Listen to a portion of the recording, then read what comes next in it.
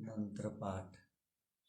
ओम सहनाववतु सहनौ भुनक्तु सह वीर्यं करवावहै तेजस्विनावधीतमस्तु मा विद्विषावहै।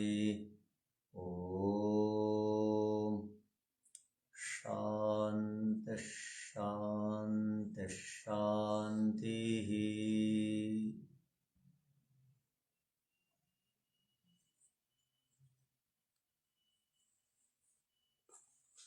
सांख्य दर्शन के तृतीय अध्याय के अब तक हम 76 सूत्रों तक पढ़ चुके हैं। इन सूत्रों पर विचार कर चुके हैं। हमारा पीछे प्रसंग चल रहा था कि अधिकारियों के अलग अलग भेद होने से सबका एक जैसा विवेक नहीं होता है।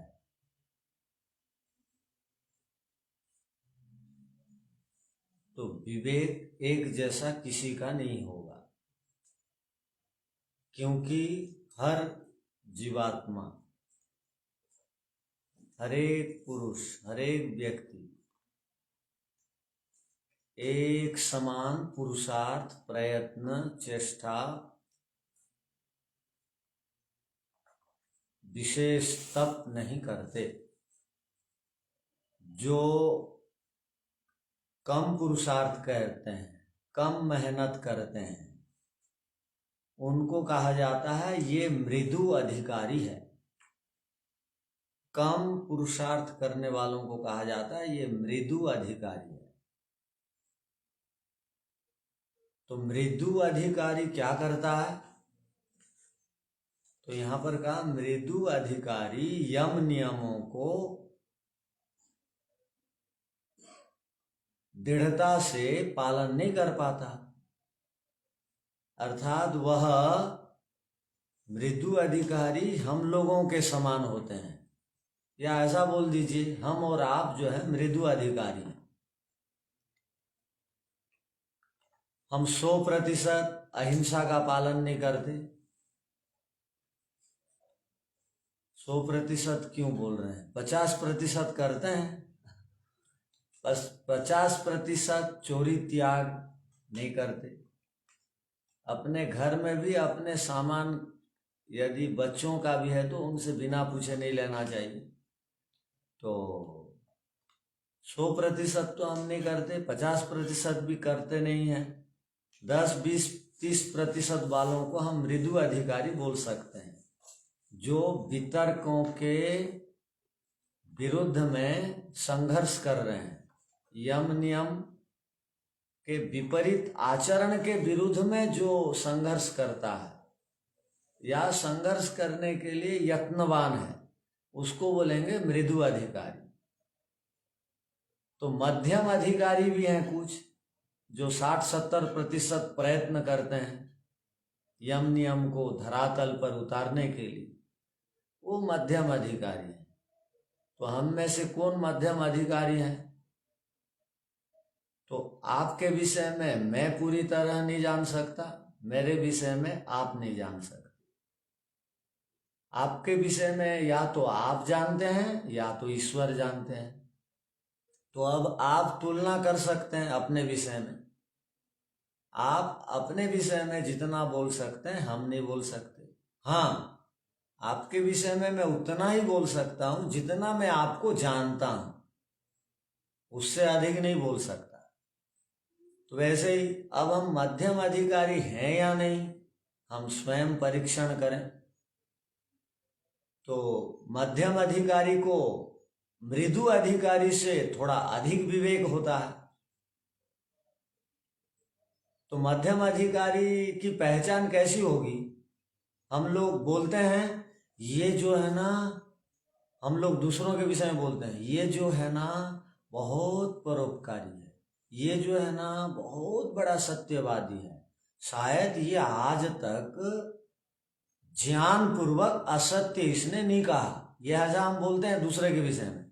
इसका अर्थ है ये पूरी तरह धर्मनिष्ठ और ईश्वर आज्ञा पालक है। हम जिसके विषय में ऐसा बोलते हैं ना, वो मध्यम अधिकारी है, वो जीवन मुक्त नहीं है। तो ये बहुत दान देता है, ये बहुत वेदों के विषय में बोलता है, ये बहुत बड़ा सत्यवादी है, ये बहुत बड़ा न्याय आचरण करने वाला है। ये जो बोलते हैं हम दूसरों के लिए, इसका अर्थ है वो मध्यम श्रेणी का अधिकारी। तो मध्यम अधिकारी की पहचान हो गई। हमारे लिए ऐसा शब्दों का प्रयोग होता है क्या? देखना चाहिए। नहीं होता है तो मध्यम अधिकारी नहीं है, मृदु अधिकारी हैं। तो और कई बार तो तीव्र अधिकारी कौन है? अधिमात्र अधिकारी विवेकी कौन है? तो कहा जो अपना सब कुछ ईश्वर के लिए अर्पण कर दिया है, वो तीव्र अधिकारी। अपना सब कुछ का अर्थ है एक मटका में, एक हांडी में जितना अन्न आएगा उतना छोड़ करके बाकी सब दूसरों के लिए लगा दिया है, वो तीव्र अधिकारी। इसका अर्थ हो गया, हम जो कहानी पढ़ते हैं सुनते हैं, हरिश्चंद्र जी के समान। वो अपने कपड़े भर अपना था, बाकी सब कुछ दूसरों के लिए दे दिए थे। तो ये तीव्र अधिकारी हैं, विवेकी हैं। माने एक दृष्टि से उदाहरण दिया गया, उदाहरण को आप पूरी तरह मत लीजिए। तो वो अपने बच्चे को भी दाह करने के लिए नियम के अनुसार उन्होंने श्मशान का कर की याचना उनके पत्नी से की। ये बहुत बड़ी बात है। ये बोलने के लिए सरल है, किंतु करना उसके लिए बहुत तप और बहुत संस्कार जिसका होगा ऐसा कर सकता है वो। तो हम जैसा बोलते हैं, ये तीव्र अधिकारी की एक पहचान हो गई। तो 3 प्रकार के विवेकी होते हैं, 3 प्रकार के अधिकारी होते हैं। ये हमारा प्रसंग चल रहा है। तो दुनिया में जितने लोग हैं, ये 3 प्रकार विभागों में, विवेकियों के विभागों में, ये सब दुनिया भर के लोग आ जाएंगे। अब कौन किस श्रेणी में है वो आप स्वयं उसका निर्णय लीजिए। तो ये हमारा पीछे का प्रसंग चल रहा है। तो उसके बाद जो महत्वपूर्ण सूत्र है, जिसके विषय में हमारी कुछ चर्चा हुई थी, अतएव बाधिता नुवृत्तेर मध्य विवेकतो प्युपभोगः। इसका सूत्रार्थ लिख चुके हैं क्या? नहीं लिखे। अच्छा, अब सूत्र को समझ लीजिए। अतएव, अधिकारी के अलग अलग होने के कारण से उसमें क्या भेद है, क्या विशेषता है कि अधिकारी अलग अलग होते हैं, उसको लेकर अब कुछ महत्वपूर्ण सिद्धांत या महत्वपूर्ण बातें बताई जाएंगी। जो अलग अलग अधिकारी हो गए तो उनमें क्या विशेषता होती है, उसको लेकर अब बताते हैं। क्या देखिए, बाधित अनुवृत्तेर मध्य विवेकतो अपि उपभोगः।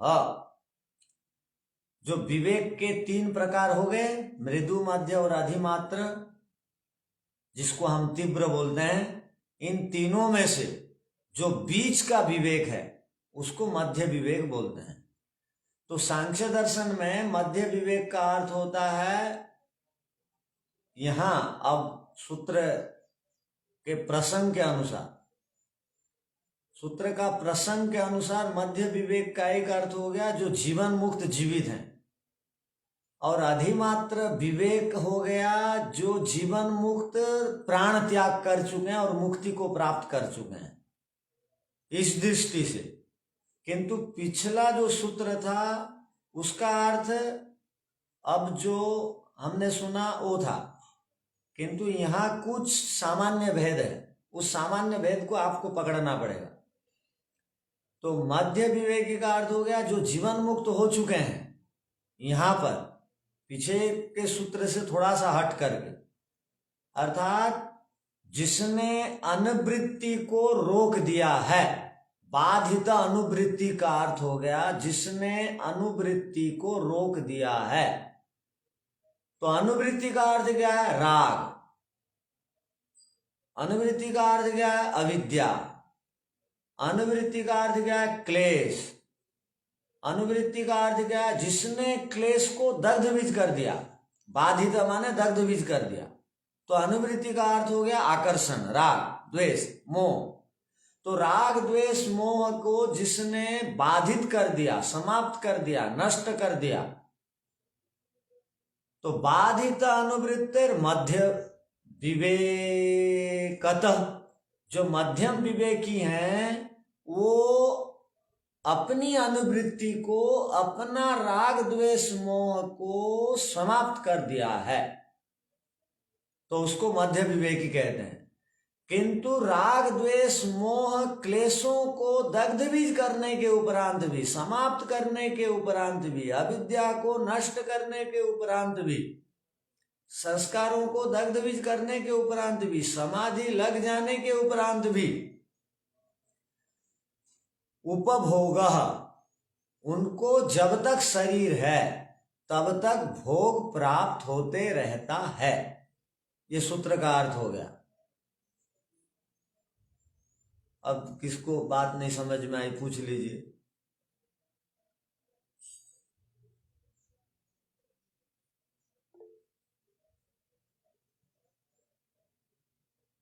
क्या है?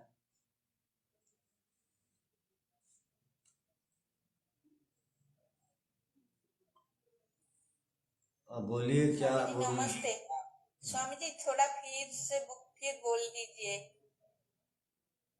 इतना जो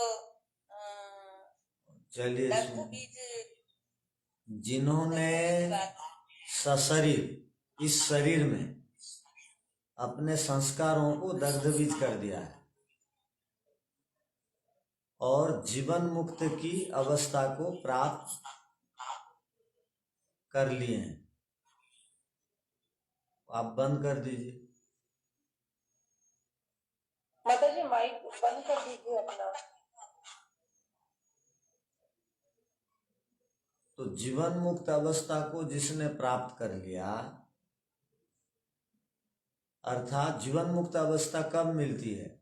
जब हम संस्कारों को दग्धबीज कर देते हैं इसी शरीर में, जब हमारी समाधि लग जाती है, असंप्रज्ञात समाधि, तो पूर्ण विवेक का उदय हो गया,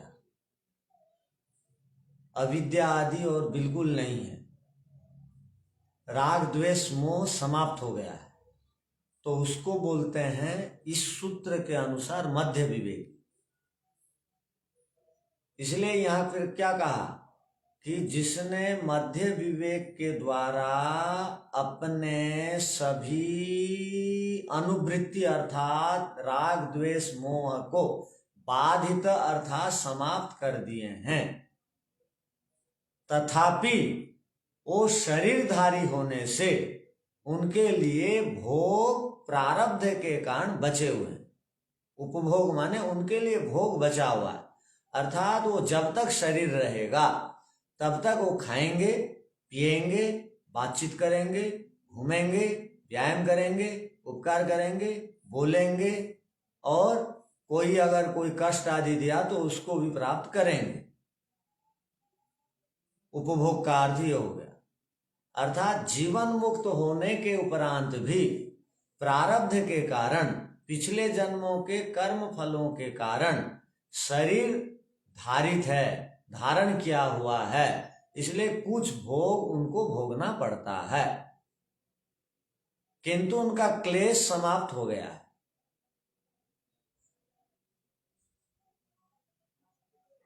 ठीक है, अब सूत्र का अर्थ लिख लीजिए। अजय जी, दुख उठाना या क्लेश समाप्त होना दोनों एक ही बात है।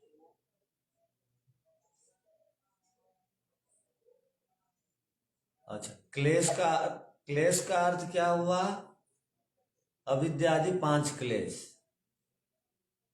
वो नष्ट हो गया और अविद्या नहीं है। अर्थात वो संसार में किसी पदार्थ के प्रति आकर्षित नहीं होते, अर्थात उनकी ओर कोई सांसारिक चाह नहीं रहती, उसको कहते हैं। और दुख जो है, शारीरिक दुख, वो दूसरों के द्वारा भी प्राप्त होता है, जैसे महर्षि दयानंद जी को प्राप्त हुआ। तो वैसे उपभोग की संभावना है, शरीर है इसलिए, किंतु उनका अपना राग द्वेष मोह और नहीं है संसार के किसी वस्तु के प्रति, व्यक्ति के प्रति। ये मध्यम विवेकी हो गए।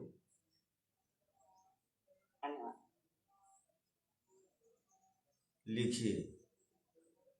नमस्ते। हाँ जी। ओ माता जी। हाँ जी। वो जो भोगेगा तो उसको भी दुख आएगा ना, वो पता चल जाएगा उसको कि नहीं मैं जीवन मुक्त हो गया। हाँ, तो इसको ऐसा समझ सकते हैं हम लोग जैसे कुछ भी हो जाने से प्रभावित हो जाते हैं, वो कुछ भी होने से सोचेगा कि ये संसार का नियम है, मुझे नहीं घबराना। शरीर है तो सुख दुख आएगा, अपमान मिलेगा, सम्मान मिलेगा, इससे मेरा कोई लेना देना नहीं। ये शरीर का धर्म है, मेरा अपना धर्म तो है नहीं। वो बिल्कुल प्रभावित नहीं होगा। बहुत सारे लोगों को देखिए जो भी विद्या में बहुत उत्कृष्ट स्थिति को प्राप्त कर लेते हैं, वो किसी के अपमान करने पर, गाली देने पर, कुछ बोलने पर कुछ नहीं बोलते, उठ के आ जाते हैं या कान बंद कर देते, वो प्रभावित नहीं होता। और कुछ कुछ लोग तो पूछो मत, तत्काल तो प्रभावित होते हैं। वो अविद्या है, वो उसकी पहचान है। तो संसार में कुछ भी की संभावना है, तो इसलिए योगी जीवन मुक्त प्रभावित नहीं होता है, बस अंतर इतना है। और उसको मानसिक कष्ट नहीं मिलता है, बड़ी बात। अब सबसे अधिक दुनिया में यदि किसी से व्यक्ति प्रभावित है तो मानसिक कष्ट से। योगी को मानसिक कष्ट लेस मात्र भी नहीं रहता योगी के बाद। अब शारीरिक कष्ट मिलता है, उससे वो विचलित नहीं होता। दुनिया के सब लोगों की एक समस्या है, वो बाहर से तो हृष्ट पृष्ठ और प्रसन्न दिखते हैं, किंतु अंदर से वो बहुत दुखी और पीड़ित और क्लेशित और चिंतित हैं, शोकग्रस्त हैं। किंतु योगी अंदर से बिल्कुल लेस मात्र भी दुखी नहीं होता है। ये तो इसलिए हम लोग क्या बोलते हैं, योग दर्शन को मानसिक चिकित्सा शास्त्र बोलते हैं, नियमित ध्यान करने को मानसिक चिकित्सा कहते हैं, क्योंकि ध्यान करने से मन से और कभी कष्ट नहीं होगा, उसको सहने की शक्ति आ जाए। तो लिखिए।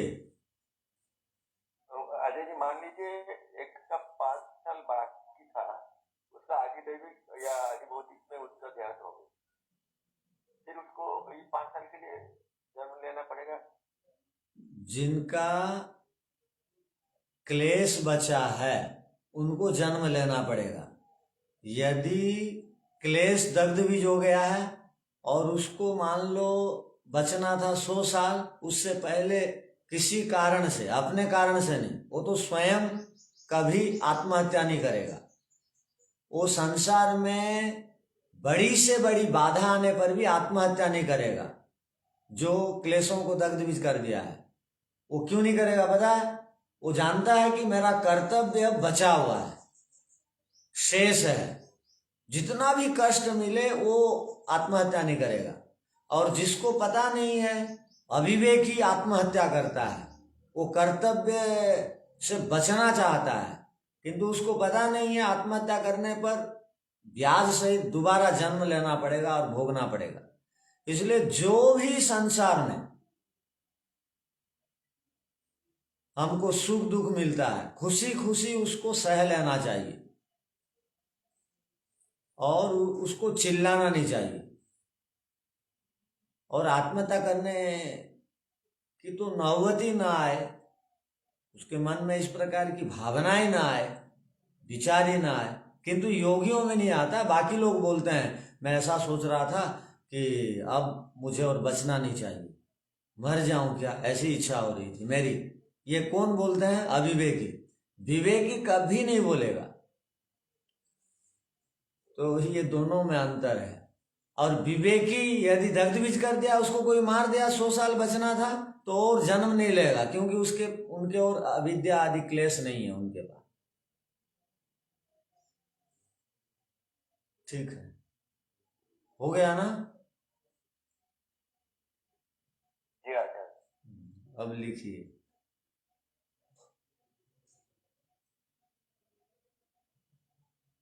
विवेकी 3 प्रकार के होते हैं, या विवेक 3 प्रकार के हैं।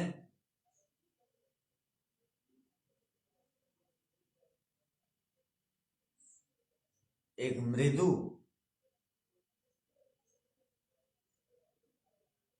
एक मध्य और एक तीव्र।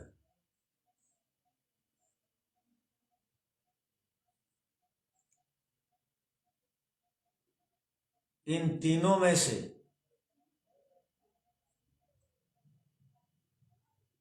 जो बीच का विवेक है,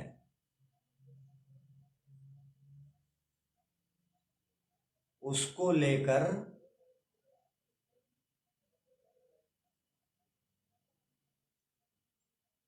यहां कुछ बात बताई जा रही है।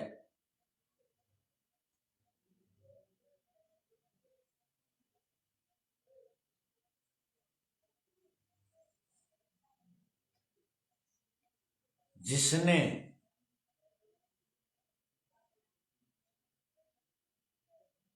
अनुवृत्ति को रोक दिया है, अल्प विराम, अनुवृत्ति बराबर अनुराग,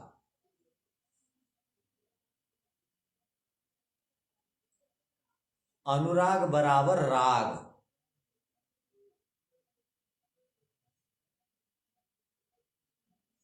बराबर चाह, इच्छा को रोक दिया है।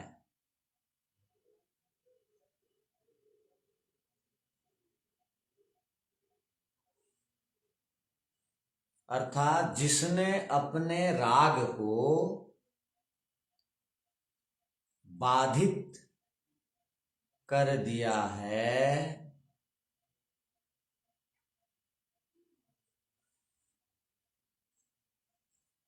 अल्प विराम, बिल्कुल समाप्त कर दिया है।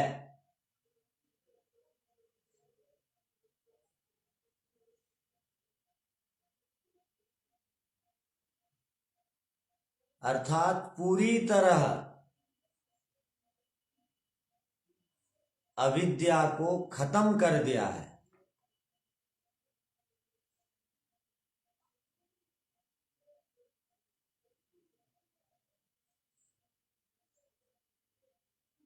अर्थात अविद्यादि क्लेशों को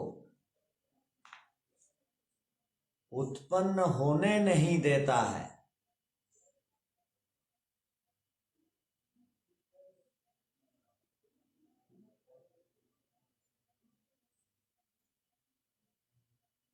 अर्थात जिसके राग द्वेष मोह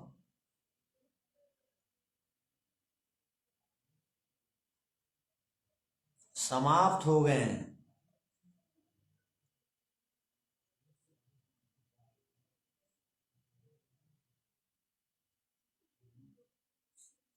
पूर्ण विराम। किसके राग द्वेष मोह समाप्त होते हैं? प्रश्नवाचक। किसके राग द्वेष मोह समाप्त होते हैं? प्रश्नवाचक। योगाभ्यासी के या जीवन मुक्त?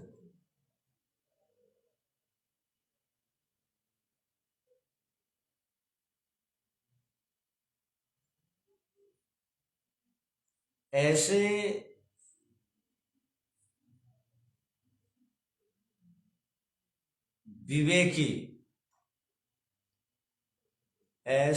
विवेकी योगाभ्यासी बराबर जीवन मुक्त को भी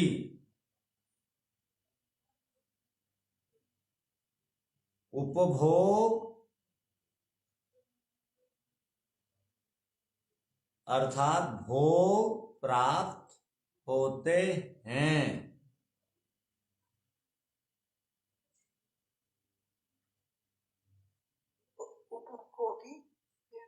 उपभोग बराबर भोग प्राप्त होते हैं।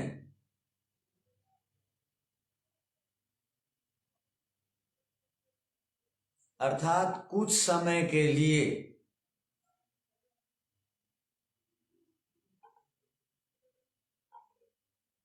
जब तक शरीर है,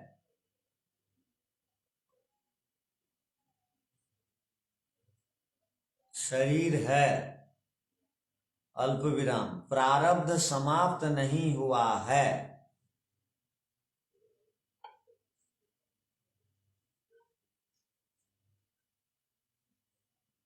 तब तक के लिए उस जीवन मुक्त योगी को भोग प्राप्त होता है।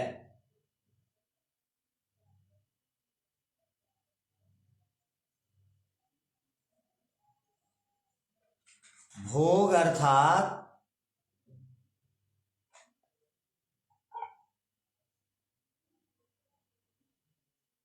उसको खाना पड़ता है,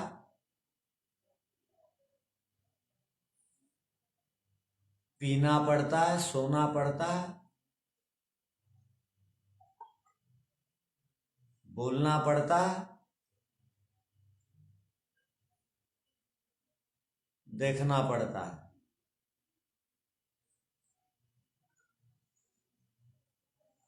अर्थात ऐसा नहीं है कि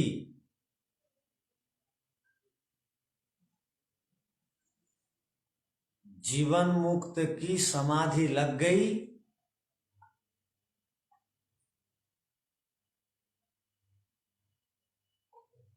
और तत्काल उसको मुक्ति मिल गई।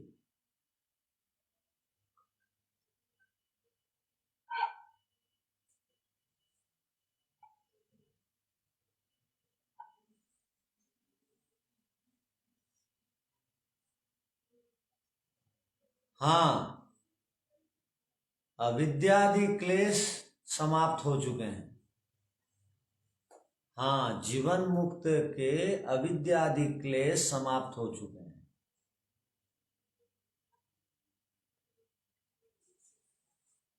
जब तक शरीर है वह राग द्वेष मोह से पृथक है।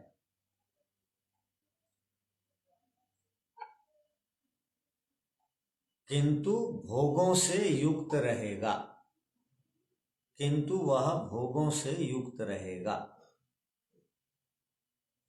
शरीर है वो राग, जब तक शरीर है वो राग द्वेष मोह से रहित है। किंतु भोग रहेगा।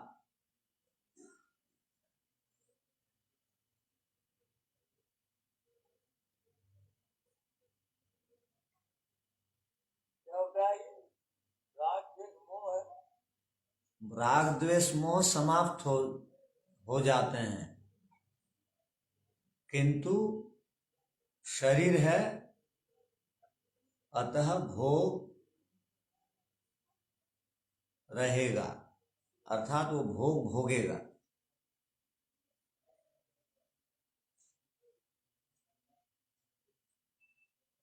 तो यहाँ एक विचित्र स्थिति है कि एक तो हो गए संस्कार, एक हो गया शरीर। संस्कार जो है पिछले अनेक जन्मों के हैं अंतःकरण में, और इस जन्म के भी संस्कार हैं, वो सब तो नष्ट हो गया। किंतु पिछले कर्मों के अनुसार प्रारब्ध के रूप में शरीर है, वो तो समाधि लगाने से नष्ट नहीं होगा। तो वो कर्मों के कारण जो शरीर प्राप्त है वो समाधि से नष्ट नहीं होता है। संस्कार तो नष्ट हो गए, किंतु शरीर है, तो जब तक उसको जीवित रहना पड़ेगा, अर्थात प्रकृति की व्यवस्था नियम के अनुसार, तब तक उसको उस शरीर के अनुसार भोग भोगना पड़ेगा, खाना पीना सोना पड़ेगा, बोलना पड़ेगा।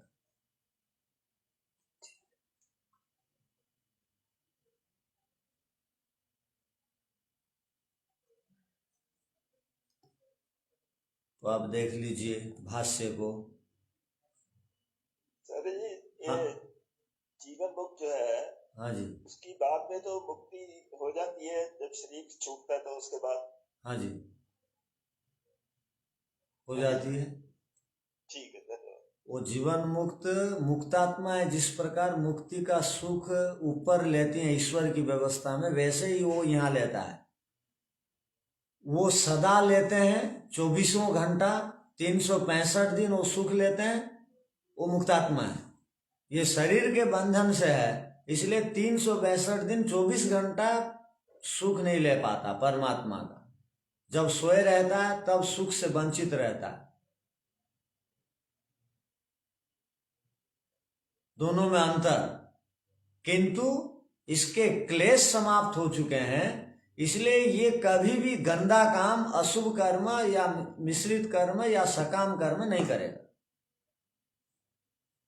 माने संसार भर के लोग आकर के प्रलोभन दे दें तो भी ये प्रभावित नहीं होगा। बस अंतर इतना है। या संसार भर के लोग इसको गाली करें, अपमान दें, तो भी वो कुछ नहीं सोचेगा। बस अंतर इतना है।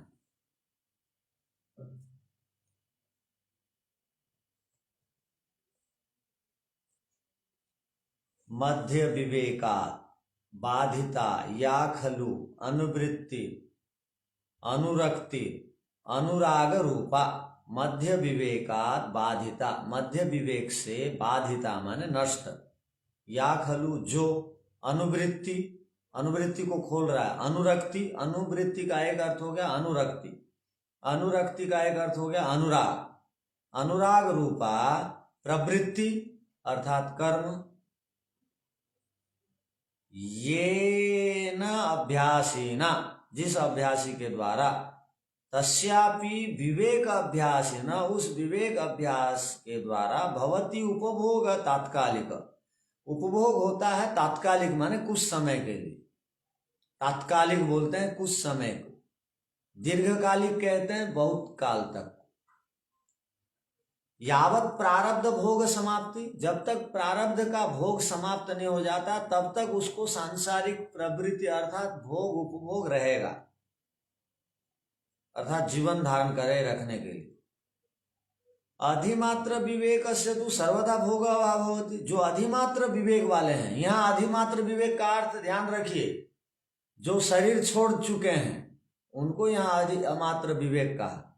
जो जीवन मुक्त थे और शरीर जिसने छोड़ दिया, वो तो भोग का अभाव, उनके लिए और कभी भोग नहीं मिलेगा। ये जीवन मुक्तों को यहाँ भोग मिल रहा है, उनको भोग नहीं मिलेगा, खाना पीने की आवश्यकता नहीं है उनको। ये एक प्रकार अर्थ हो गया सूत्र का। अथवा दूसरा अर्थ देखिए, मध्य विवेकतः अपि उपभोग बाधित अनुवृत्ति। मध्य विवेक तो मध्य विवेक के द्वारा भी अपि भवति उपभोग बाधितानाम, उपभोग के बाधित विवेक विवेकाभ्यासात् निवारितानाम, विवेक अभ्यास से उनको हटाए हुए का विषयाणाम अनुवृत्ति, विषयों की अनुवृत्ति अनुवर्तमानत्वात् ते अनुवर्तन्ते शरीरम अनुवर्तन्ते ही विषया। वो अनुवर्तित होते हैं, अर्थात साथ साथ आते हैं शरीर रहते तक। विषय यावत् शरीरम तस्यापि मध्य विवेकिना नष्टेन शरीरेण सैव तेऽपि नश्यन्। जब तक शरीर रहता है तब तक वो अनुवर्तित रहते हैं, अर्थात साथ साथ चलते हैं। ये एक अर्थ हो गया अनुवृत्ति का। जब तक शरीर है साथ साथ भोग चलेंगे, जब शरीर खत्म हो जाएगा भोग की अनुवृत्ति भी खत्म हो जाएगी। नश्यन्ति ही ये कहा गया। अब आगे देखिए। तो आचार्य जी ये इधर दो प्रकार का कहते हैं, एक तो जीवन मुक्त के लिए और एक तो मुक्तात्मा के लिए बोल रहा है। अर्थ को दो प्रकार से अथवा मध्य विवेक के अंदर जो लिखा गया अंतिम पंक्ति है जो, वो पीछे का सूत्र से संबंध जोड़े रखने के लिए ये बातें बताई जाती हैं। अर्थात पीछे बता दिया गया कि 3 प्रकार के विवेकी हैं। अब 3 प्रकार के विवेकियों में से सूत्र में आ गया मध्य विवेकी, तो सूत्रकार को अर्थ बनाना पड़ा। मध्य विवेकी का अर्थ यहाँ क्या लेंगे? यदि मध्य विवेकी का अर्थ जो ऐसा अर्थ ले जाएंगे, लोक में जैसा बोलते हैं ये बहुत बड़ा दानी है, ये बहुत बड़ा सत्यवादी है, तो ऐसा अर्थ ले जाएंगे तो वो तीव्र विवेकी फिर कौन होगा? तीव्र विवेकी कौन होगा? तो उसको स्पष्ट करने के लिए सूत्र में कह दिया जो जीवन जिसका अब चल रहा है, जीवन मुक्त हो चुका है, उसको मध्य विवेकी बोलिए, और जो जीवन मुक्त शरीर को छोड़ दिया उसको आप तीव्र विवेकी बोलिए, तब सूत्र का अर्थ स्पष्ट होगा। चलिए यहाँ अधिमात्र मतलब वो नितांत मुक्त जो है, नितांत मुक्त जिसका अब शरीर नहीं है।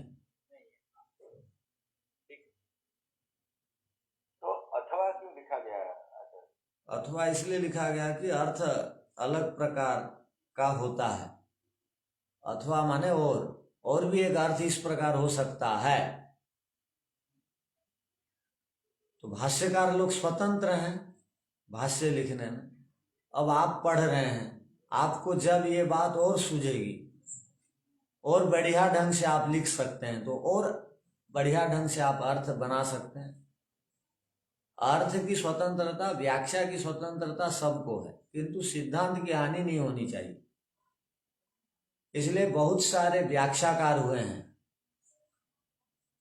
भिन्न भिन्न प्रकार से व्याख्या करते हैं, किंतु जो वैदिक हैं उनकी बात चल रही है।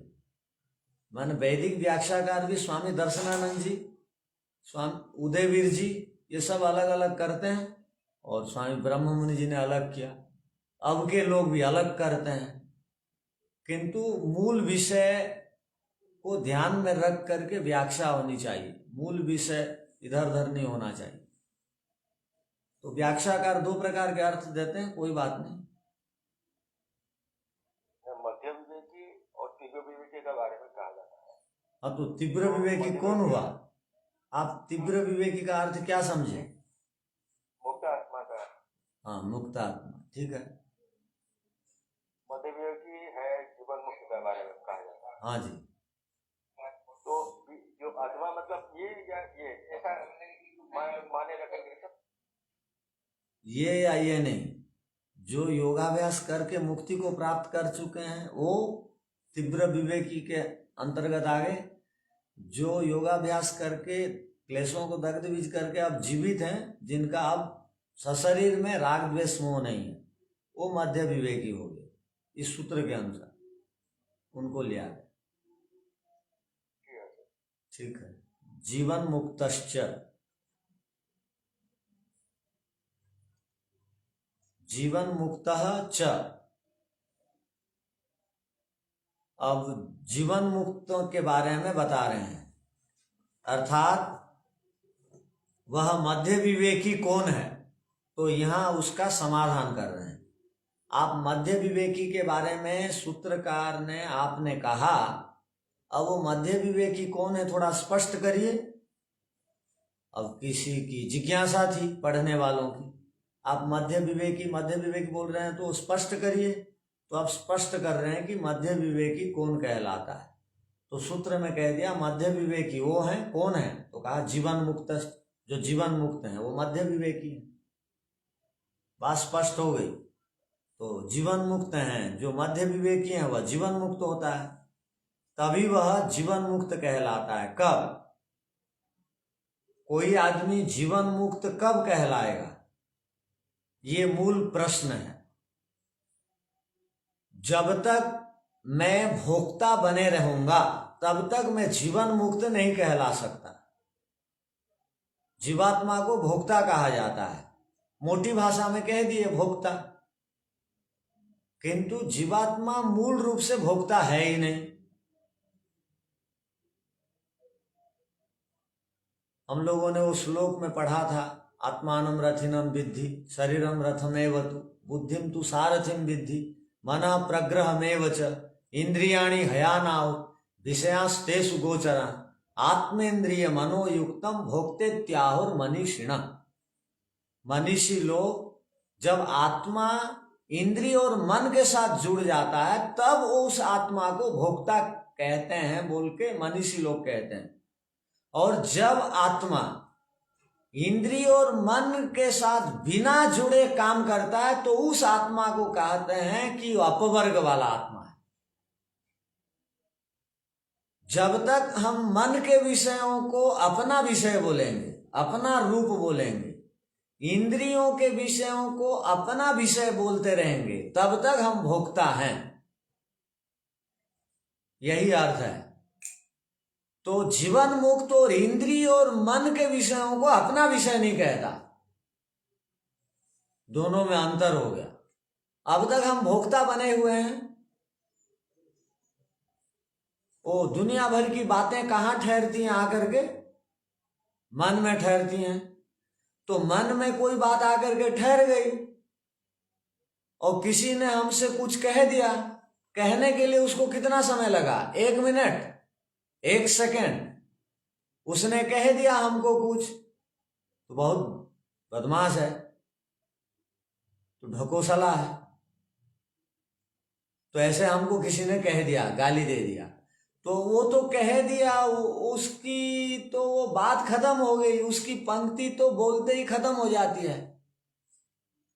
अब हम जो है मन में आकर के वो बात रह गई संस्कार के रूप में। अब हम क्या, वो आत्मा क्या करता है, वो मन में जो संस्कार के रूप में मुझे जो गाली रूपक संस्कार है उसको देख के बोलता है अच्छा मुझे ऐसा उसने कहा। दुनिया भर के लोग भी मुझे जो कुछ भी बोलते हैं मैं तो वैसा नहीं हूं। पूरे संसार के सब लोग मिल करके मुझे यदि गाली देंगे तो मैं 1 इंच भी मेरे में परिवर्तन होने वाला नहीं है। तो विवेकी जान लेता है कोई कुछ भी बोले मेरे में तो कुछ परिवर्तन होने वाला नहीं, मैं आत्मा इनसे बिल्कुल अलग हूं। तो ये स्थिति बहुत बड़ी स्थिति है। तो हम दुनिया भर की बातें वो मन में और इंद्रियों में रखे रहते हैं, उनको देखते रहते हैं, उनको सुनते रहते हैं, वो सब रिकॉर्ड होकर के है, उनको देख सुन करके हम सोचते हैं हम ऐसा नहीं है, हमको ऐसा क्यों बोला, हम ऐसा नहीं है, नहीं हम वो अलग दृष्टि से बोलता है हम ऐसा नहीं है। अर्थात मुझे किसी ने चोर कह दिया तो मैं चोर नहीं हूं, मुझे चोर क्यों कहा? ठीक बात है तुम चोर नहीं हो, किंतु आरोप प्रत्यारोप तो कोई भी लगा सकता है। दुनिया में सब लोग स्वतंत्र हैं कर्म करने में। तो आरोप प्रत्यारोप को मैं वैसा नहीं हूं, मुझे ऐसा क्यों कहा गया, हम ऐसा अर्थ लेते हैं। किंतु हमको क्या अर्थ लेना चाहिए कि मैं बिल्कुल निष्कलंक हूं, निरंजन हूं, पवित्र हूं, दोषों से रहित हूं। तो ऐसा अर्थ लेंगे तो भोगी नहीं होंगे और मन के विषयों को अपना विषय मानते रहेंगे तब तक हम भोगी कहलाएंगे। और जब तक हम भोगता रहेंगे तब तक जीवन मुक्ति की दशा की प्राप्ति नहीं होगी। तो मन और इंद्रियों के अनुसार हमको अपने आप को नहीं समझना है, बुद्धि के अनुसार हम अपने आप को ना समझे। तो ये जीवन मुक्त जो शब्द है ये बहुत महत्वपूर्ण शब्द है कि हम जब अपने स्वरूप से परिचित हो जाते हैं तब हम जीवन मुक्त कहलाते हैं। अर्थात जब हम आत्म स्वरूप से परिचित हो जाते हैं, आत्मा का अर्थ होता है आत्मा और परमात्मा दोनों के स्वरूपों से जब हम परिचित हो जाते हैं दृढ़ता से, तब हमको जीवन मुक्त कहा जाता है। ये अच्छी स्थिति है, बहुत बड़ी स्थिति है, इस पर और हम विचार करेंगे।